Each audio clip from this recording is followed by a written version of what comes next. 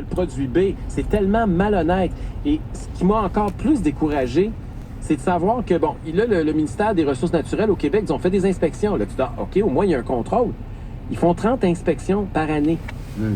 Il y a 1322 détaillants au Québec. Fait que ça veut dire qu'ils en visitent à peu près... Ils visitent une fois par 50 ans. Ouais. Fait que c'est pas...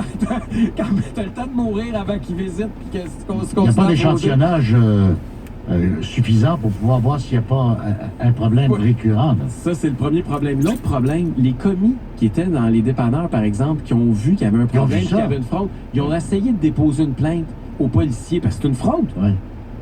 Les policiers disent on ne peut pas recevoir la plainte parce qu'ils n'ont pas été victimes. Ils n'ont pas été victimes. Mais non! Ils ont participé, dans le fond, à ce stratagème-là. Puis l'automobile, elle se plaint pas, comprends-tu? Puis le gars, honnêtement, l'automobiliste qui remplit son char, il n'a aucune espèce d'idée qu'est-ce qu'il est en train de mettre dans son auto, lui-là. Non, mais quand il y a eu l'affaire du cartel de l'essence, tu te rappelles, en Estrie, on est capable de les intercepter et de prouver et démontrer que... C'est prix, là. Il y avait, ben oui, fixation des prix.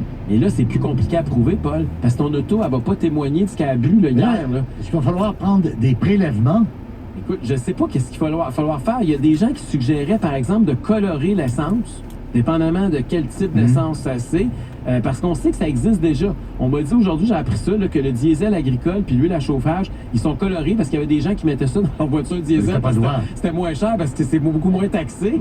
Fait qu'ils sauvaient des taxes en faisant ça. Fait qu'ils l'ont coloré pour être sûr de pouvoir pogner les plaignants. Quand l'État perd de l'argent avec les taxes, je te dis qu'ils sont pressés à colorer les essences pour trouver des solutions. Quand c'est le consommateur qui se fait avoir, ça, sont moins pressés.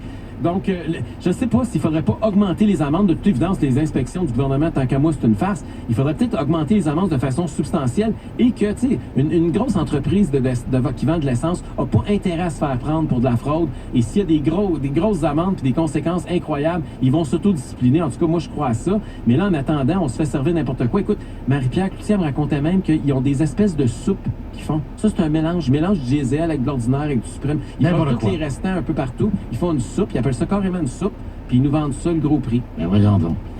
Le carnaval de Québec, évidemment, qui a souffert. Et quand je dis le carnaval de Québec, toute la ville de Québec n'a pas tellement l'atmosphère au carnaval cette semaine. L'esprit n'est pas à la fête à Québec. Vous comprendrez avec ce qui s'est passé dimanche soir dernier.